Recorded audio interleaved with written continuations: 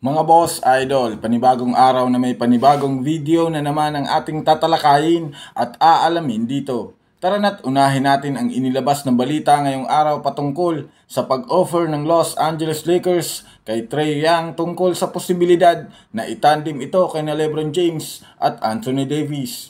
Sapat na nga ba ang inoffer ni Rob Pelinka na package upang mapapayag ang Atlanta Hawks? Tatalakayan na rin natin dito ang inilabas ngayong trade scenario ni DeMar DeRozan sa Golden State Warriors. Pero bago yan, please don't forget to hit the notification bell at mag-subscribe sa ating channel.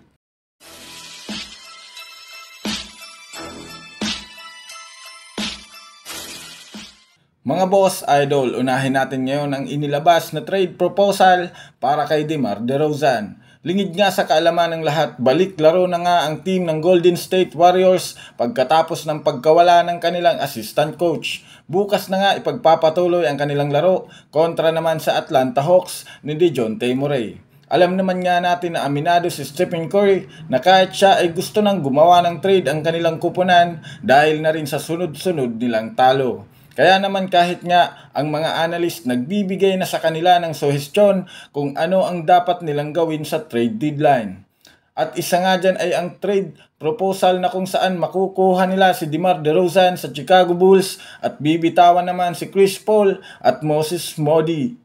Marami ngang mga fans dito ang natutuwa dahil malaki ang tsansang gamit si DeMar DeRozan ay makakabalik sila sa top 10. Ngunit isang malaking katanungan kung papayag nga ba ang Bulls na kunin nila ang mataas na kontrata ni Chris Paul na sa ngayon ay may edad na. Siyempre literal, magdidemand dito ang Chicago Bulls sa Warriors at ire-request si Andrew Wiggins. Aabangan nga natin yan sa mga susunod na linggo. Dito naman tayo dumako mga boss idol sa ating sunod na tatalakayin tungkol naman sa Los Angeles Lakers. 22 wins at 23 losses. Ito na nga mga boss idol ang win-loss record ng Lakers matapos silang talunin ngayong araw ng Los Angeles Clippers. Dahil na rin sa hindi paglalaro ni LeBron James ay nakulangan ng halos 25 points ang Los Angeles Lakers.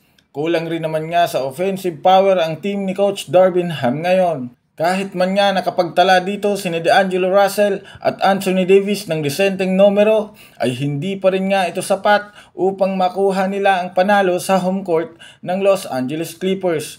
Kaya naman pagkatapos nga ng laro ay may kumalat na balita ngayon na matunog ang pangalan ni Trae Young na ofera ng Los Angeles Lakers. Ayon pa nga sa isang report, naghahanda na nga daw ng trade package si Rob Pelinka upang offeran either si Trae Young o di kaya naman ay si Donovan Mitchell ng Cleveland Cavaliers. Pero sa ngayon ang pinakamalapit nilang posibleng makuha ay si Trae Young. Kailangan lamang ang bitawan nila dito sina D'Angelo Russell at Rui Hachimura. Siyempre aabangan na rin natin yan dahil malamang sa malamang dahil sa talo ngayong araw ng Lakers, mas lalong nagkaroon ng gigil ang front office nila upang gumawa na ng trade.